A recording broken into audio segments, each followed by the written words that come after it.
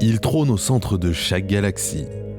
Imposants et mystérieux, ces objets engloutissent tout ce qui approche un peu trop près de leur champ gravitationnel. Même la lumière et sa vitesse de 300 000 km par seconde ne parvient pas à leur échapper.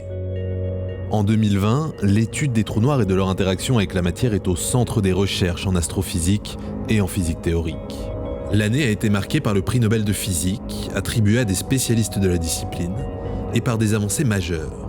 Nous avons deux sens pour observer l'univers. Avec les ondes électromagnétiques, nous pouvons voir l'univers. Et avec l'onde gravitationnelle, on peut attendre l'univers. Et avec ça, nous avons observé le trou noir. Il existe 3 catégories de trous noirs. Les trous noirs stellaires de petite masse, les trous noirs intermédiaires et les trous noirs supermassifs. Ces derniers peuvent peser plusieurs milliards de masses solaires.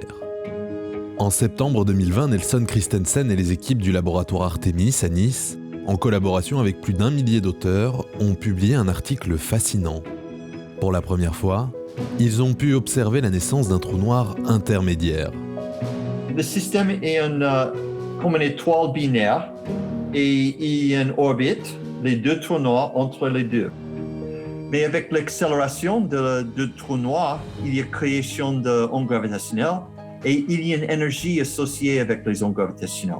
Et l'énergie de le système va échapper.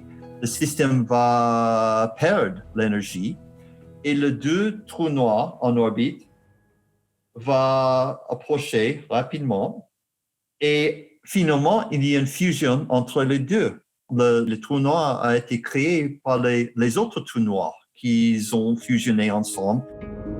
2 trous noirs de petite masse qui fusionnent pour en créer un plus lourd encore.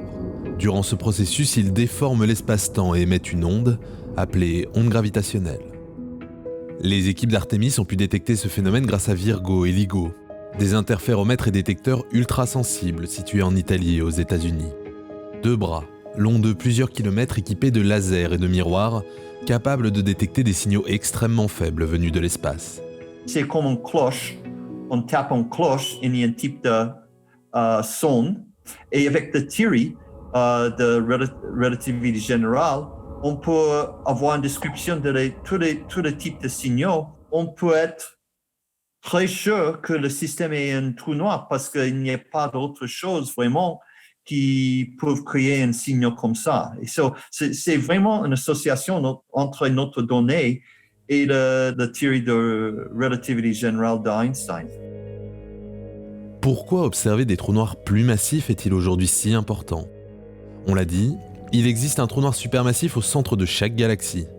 Françoise Combe, astrophysicienne, a reçu la médaille d'or du CNRS en 2020. En étudiant ces trous noirs, elle s'est aperçue qu'ils avaient un rôle régulateur dans la galaxie. Si on ne met pas les trous noirs dans la simulation, la galaxie s'emballe, forme beaucoup d'étoiles à partir du gaz qui lui est disponible. Et donc on peut former des galaxies 100 fois plus massives que les galaxies qu'on voit aujourd'hui. On s'est aperçu que ces galaxies qu'on formait en ordinateur n'existent pas en réalité. On a une masse limite pour les galaxies qui est bien inférieure à la masse limite des galaxies simulées. Donc il a bien fallu qu'on trouve quelque chose qui stoppe la formation d'étoiles et qui rejette le gaz en dehors des galaxies. Au centre de la galaxie, un bulbe composé d'étoiles se forme autour du trou noir. Les astrophysiciens ont découvert que la masse de ce dernier était proportionnelle à la masse du bulbe d'étoiles. En fait, le trou noir avale le surplus de gaz au centre de la galaxie.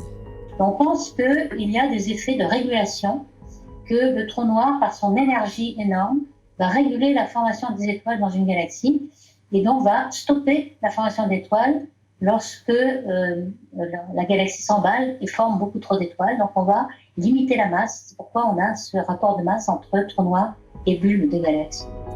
Les trous noirs supermassifs équilibrent les galaxies. Leur étude pourrait aider les physiciens à mieux comprendre comment celles-ci se forment et évoluent. Les prochaines années verront aussi de nouvelles générations de détecteurs, de satellites. Ils permettront d'étudier avec précision les trous noirs, les ondes gravitationnelles et les objets stellaires. Le télescope terrestre Einstein, qui devrait être opérationnel vers 2035, aura par exemple une sensibilité 10 fois supérieure à Virgo et LIGO.